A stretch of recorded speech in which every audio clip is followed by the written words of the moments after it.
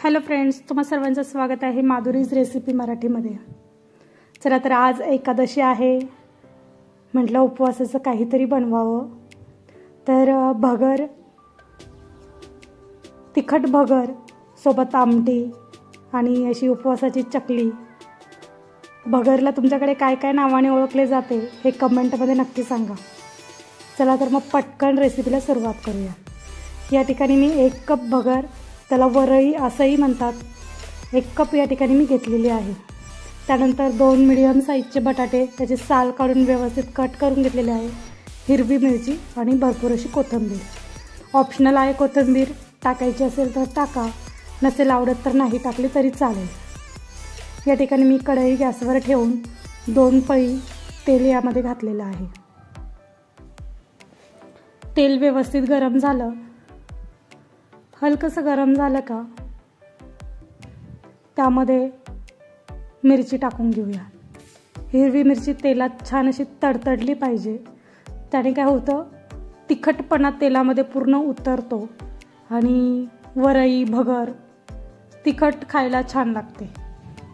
या ठिकाणी बटाटे जे मी कापून घेतलेले आहेत, कट करून घेतलेले आहेत, ते या तेलामध्ये टाकून घेतलेले आहेत। आता व्यवस्थित परतवून घेऊया। खूप साधी, सोपी आणि झटपट होणारी रेसिपी आहे। उपवासासाठी साबुदाणा शक्यतो खूप जणांना साबुदाण्याने ॲसिडिटीही होते, त्यामुळे भगर हा एक छान ऑप्शन आहे।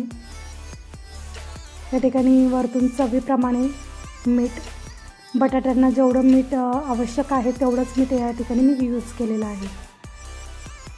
व्यवस्थित सर्व मिक्स करून घेऊया। मिक्स झाले की बटाटे छान आपण परतवून तेलामध्येच आपण शिजवून घेणार आहोत। या ठिकाणी मी शेंगदाणे व्यवस्थित तव्यावरती भाजून त्याचे साल वगैरे काढून आणि बारीक असा त्याचा कूट तयार करून घेतलेला आहे आणि तो यामध्ये मी आता टाकलेला आहे। तुमच्या आवश्यकतेनुसार तुम्ही कमी जास्त करू शकता। या ठिकाणी कूट व्यवस्थित टाकल्यानंतर पुन्हा मी मिक्स करून घेतलेला आहे। या ठिकाणी 1 कप भगरला मी साधारणतः 2 कप पाणी यूज केलेलं आहे। मी ज्या कपाने भगर घेतलेली होती त्याच कपाने पाणी टाकलेलं आहे। या ठिकाणी तुम्ही बघू शकता, मी थोडं थोडं पाणी यामध्ये ॲड करत आहे। व्यवस्थित मिक्स करून घेऊया। भगर व्यवस्थित छान चाळणीने चाळून आणि त्यानंतर ताटामध्ये व्यवस्थित निवडून अशी घ्यायची आहे, स्वच्छ करून घ्यायची आहे आणि मग त्यानंतर भगर यूज करायची आहे। या ठिकाणी मी वरतून बटाट्यांना थोडंसं मीठ टाकलेलं होतं, आता भगर शिजवताना आपण पाण्यामध्ये मीठ टाकून घेऊया। या ठिकाणी मी 1.5 चमचा साधारणतः मीठ टाकलेलं आहे, तुम्ही तुमच्या चवीप्रमाणे मीठ टाकू शकता। वरतून अशी भुरभुरलेली कोथिंबीर, खूप जण जिरेही घालतात, तुम्हाला आवडत असेल तर तुम्ही जिरेही टाकू शकता त्यामध्ये फोडणीला, पण मी जिऱ्यांचा वापर नाही करत।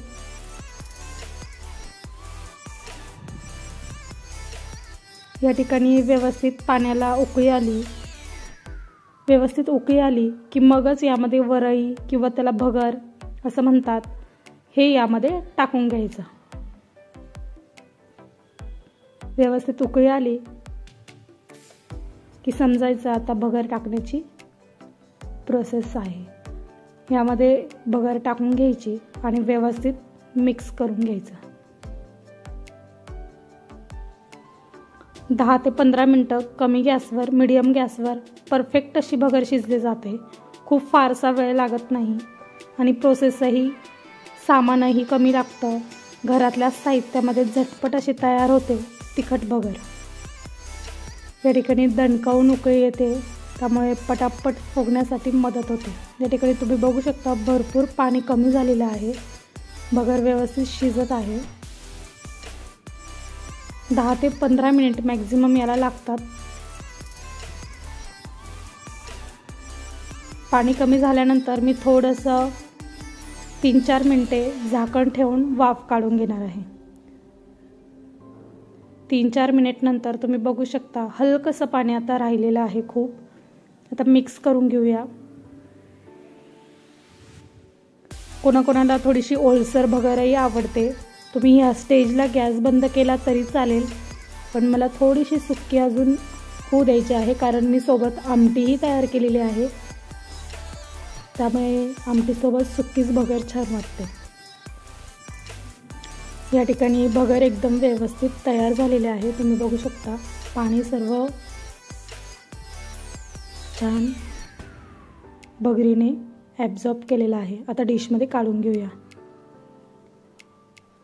खूप साधी, सोपी, सिंपल अशी रेसिपी आहे आणि सर्वांना आवडेल. लहान मुलंही आवडीने खातील अशी तिखट भगर. वाव.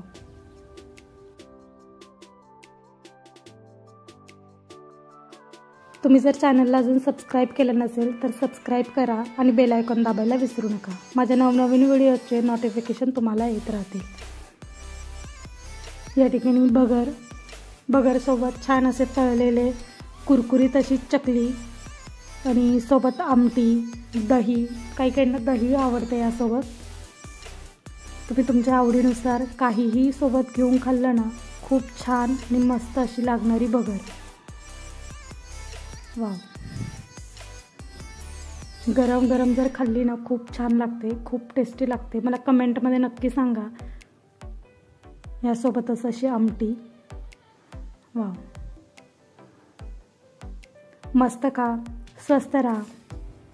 रेसिपी आवडल्यास लाईक करा, कमेंट करा आणि सबस्क्राईब करा. बेल आयकॉन दाबायला विसरू नका.